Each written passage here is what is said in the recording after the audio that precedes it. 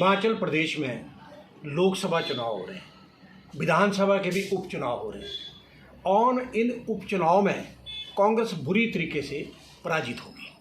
इसके कई कारण हैं। कारण ये है कि कर्मचारी, पेंशनर, युवा, बेरोजगार, इनको कुछ नहीं मिला इन 15 महीनों में।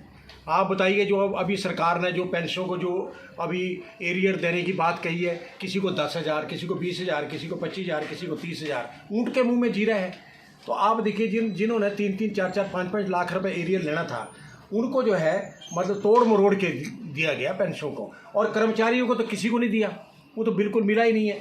तो इसके साथ मैं तो ये कहना चाहूँगा कि ऐसी स्थिति में सरकार कैसे जीतेगी।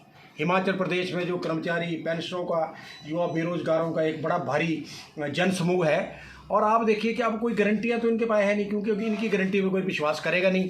10 गारंटियाँ पीछे दी, वो भी तोड़ मरोड़ के दी। आप देखिए, जो महिलाओं को 1500 देने थे, वो भी नहीं मिले।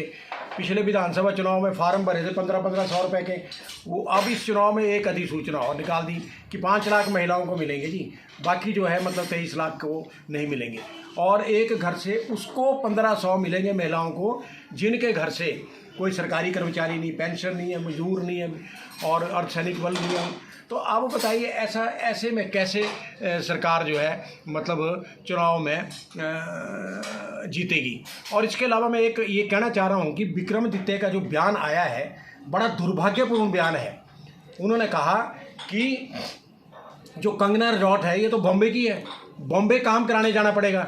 अरे विक्रमादित्य जी, आप इस राजनीति में भी बच्चे हैं, बेतुकी बयानबाजी मत करो। आप बताइए कि कंगना रनौत एक सेलिब्रिटी है, और दूसरी बात ये है कि भारी मतों से जीतेगी वो इस बार, और प्रतिभा सिंह अगर खड़ी होगी तो भारी मतों से वो पराजित होगी। उसके कई कारण हैं। अपनी बारी में तो आप कह देते हैं, मन्नू सिंघवी को आपने राज्यसभा का मेंबर बनाया, तो आप ये देखिए कि वो तो उसका घर तो दिल्ली में, अगर मान लो जीत जाता तो क्या काम कराने दिल्ली जाना था। ऐसी बेतुकी बयानबाजी मत करिए।